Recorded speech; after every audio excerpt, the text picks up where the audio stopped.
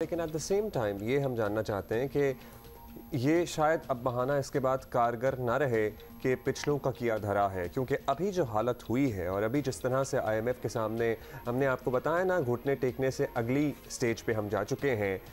क्या बड़ी तब्दीली है जो इंट्रोड्यूस कराने की कोशिश की गई है? इंट्रोड्यूस कराई नहीं गई। कौन सी बड़ी टैक्स रिफॉर्म है जिस पे डिस्कशन हो रही है, या कौन से इस मुल्क के वेल्थी लोग हैं, दौलतमंद अफराद हैं जिनकी वेल्थ पे आपको लग रहा है या उनको रिस्क नज़र आ रहा है कि हाँ भाई इस पे टैक्स लग सकता है?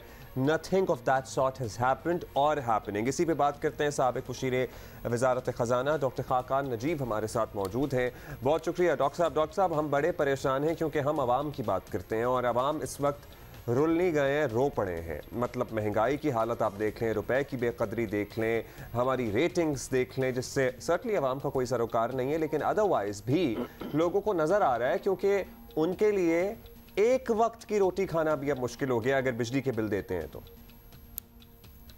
बिस्मिल्लाहिर्रहमानिर्रहीम। Abdullah, thank you for having me on your show.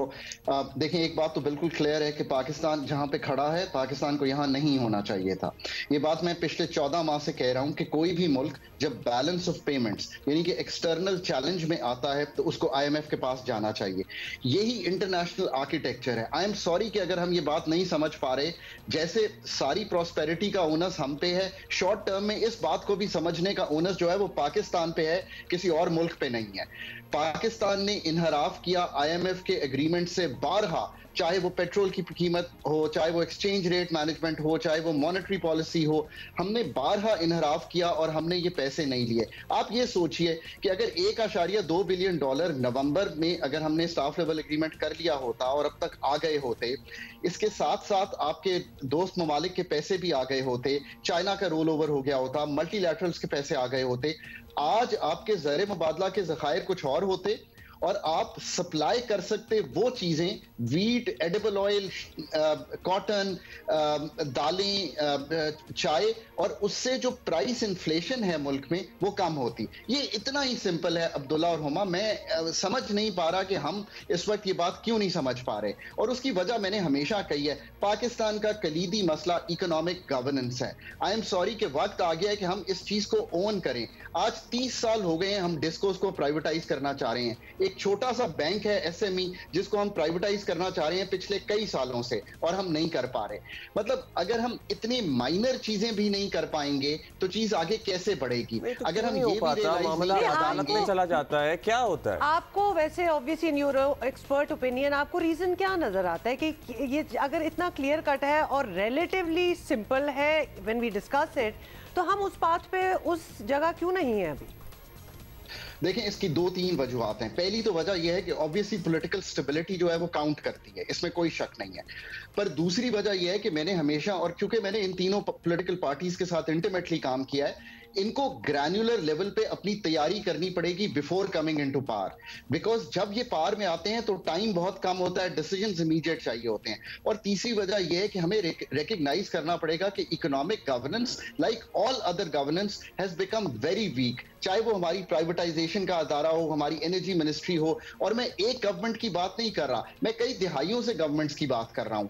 और ये मैं बारहा कहता रहा हूं कि जब तक प्रोफेशनल्स और एडमिनिस्ट्रेट करने वाले लोग जो इस वक्त एग्जीक्यूटिव का पार्ट हैं, ये इकट्ठे नहीं चलेंगे, बात बनेगी नहीं। But in the short term फरमाइएगा कि ये वाला आर्गुमेंट ठीक है, सभी का पार्ट है, सभी ने हिस्सा डाला है, हम जिस स्टेज पे आज खड़े हुए हैं, लेकिन PMLN particularly since they are leading this government right now, वो ये कहकर अपनी जिम्मेदारी छुड़ा सकते हैं कि भाई ये तो इमरान खान मुआहिदा तोड़ के गए थे या उन्होंने मुआहिदा किया था, क्योंकि जो उन्होंने किया था वो तो किया ही था जो इन्होंने किया। और particularly when since Dar साहब has come into power या he has taken charge, delayed फैसले और उसके बाद ये सारी सूरत हाल, ये अपनी जिम्मेदारी इतनी आराम से छोड़ा देंगे, आवाम समझ जाएंगे।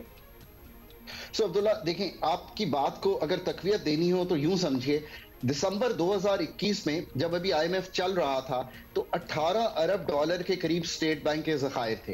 पाकिस्तान इतना अनकंफर्टेबल नहीं था। वहां से जब हमने इनहराफ करना शुरू किया और आज तक आए तो आपके ज़खायर $3.8 अरब पे आ गए। आपकी सारी फॉरेन फाइनेंसिंग जो है वो स्लो हो गई, आपकी सारी बोरोइंग स्लो हो गई, आपकी FDI स्लो हो गई, आपकी पोर्टफोलियो इन्वेस्टमेंट स्लो हो गई।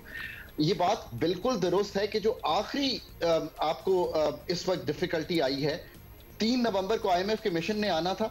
आज आप खड़े हैं 3 मार्च को और मैं आपसे अब भी ये कह रहा हूं कि आई एम वेरी होपफुल कि स्टाफ लेवल एग्रीमेंट अगले हफ्ते में हो जाएगा। और अगर तब भी डिले हो जाएगा तो फिर हालात ऐसे हो जाएंगे जो शायद कोई भी संभाल नहीं पाएगा। पाकिस्तान का डिफॉल्ट रिस्क बढ़ा, इसमें कोई शक नहीं है कि ये मैनेजमेंट इनकम्बेंट गवर्नमेंट की है। आप दोनों बिल्कुल सही कह रहे हैं, आखिर फैसले इनकम्बेंट गवर्नमेंट ने करने हैं। इनकम्बेंट गवर्नमेंट ने ही पाकिस्तान को इन द शॉर्ट टर्म जो एक बहुत बड़े चैलेंज से 2-4 मुल्क है उससे निकालना है। ये नवंबर से मार्च तक आने का कसूरवार कोई तो होगा और उसको अकाउंटेबल और अनस्टेबल भी होना चाहिए। क्या पॉसिबिलिटी थी कि जो हम मार्च में स्टाफ लेवल एग्रीमेंट पे पहुंचने की बात कर रहे हैं ये नवंबर में ही हो सकता था? देखिए बिल्कुल हो सकता था। और किसी भी रेसिपिएंट कंट्री को जब भी मैंने एडवाइस किया और पाकिस्तान को भी कई दफा किया, इन दोनों प्रोग्राम्स में भी किया है, तो मैंने यही कहा है कि डिले जो है वो आपकी जो एब्रप्टनेस है उसको बढ़ाता है। सो समझिए अब लग रहा है कि हम बहुत बड़े बड़े फैसले कर रहे हैं कि 3% शरह सूद बढ़ रही है, बिजली की कीमत में बहुत बड़ा इजाफा, गैस की कीमत में बहुत बड़ा। क्यों? क्योंकि ये एब्रप्ट हो गए हैं। एब्रप्ट किस तरह हो गए? आपको ये एक फिगर देता हूं तो आप अंदाजा लगा लेंगे। सितंबर 2020 से ओगरा ने कई मर्तबा हमारी गैस की कीमत को तब्दील किया। एक मर्तबा नहीं, कई मर्तबा। हमने पिछले महीने तक इन 28 महीनों में एक दफा भी ओगरा की दी हुई कीमत को किसी भी हुकूमत ने तब्दील नहीं किया।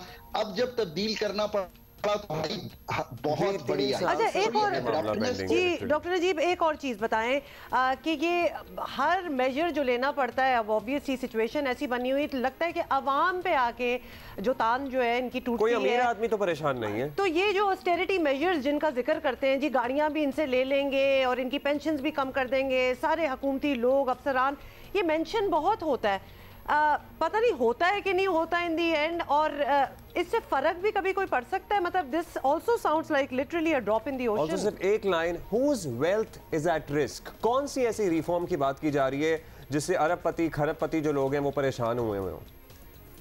सो Huma, I am really glad कि आपने ये मुझसे सवाल पूछा। मैंने आपके ही अखबार द न्यूज में, जिसमें मैं बहुत ऑफन लिखता हूं, मैंने एक आर्टिकल लिखा है ऑस्टेरिटी पे। ऑस्टेरिटी इज ट्रूली मिसअंडरस्टूड इन पाकिस्तान। देखें, ऑस्टेरिटी का एक तो बड़ा जो फैक्टर है वो ये है कि एक्सपेंडिचर को कैसे संभालना है, और ऑस्टेरिटी वो भी है जो अब्दुल्ला कह रहे हैं।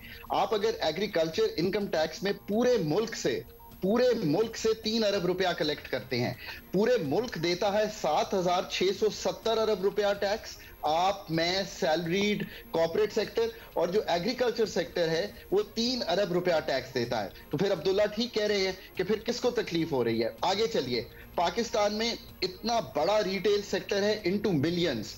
हम कितने लोगों से टैक्स लेते हैं? 30,000 लोगों से सिर्फ।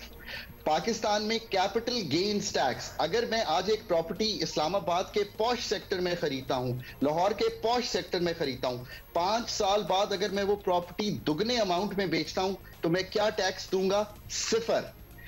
Urban property tax already weak है पाकिस्तान में। अगर आपने मुल्क को इस तरह चलाना है तो फिर जो बोझ है वो आप पे ही पड़ेगा।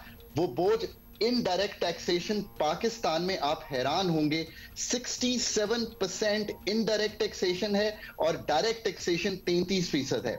जिस मुल्क को हमने इस तरह चलाया है और इसी तरह चलाते चले जा रहे हैं तो उसमें बोझ जो है वो आवाम पर ही पड़ेगा।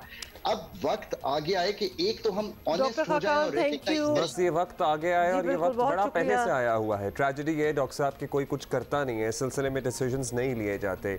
वो क्या मसलहतें होती हैं, वो ब्लैक मेलिंग्स होती हैं, वो सियासी फ़ायदे होते हैं, लेकिन हज़ारों अरब टैक्स अगर इस मुल्क से कलेक्ट होता है तो एग्रीकल्चर से सिर्फ 3 अरब होता है। कैपिटल गेन टैक्स की बात कर लें, एक तवील फहरिस्त डॉक्टर साहब ने हमें गिनवा दी।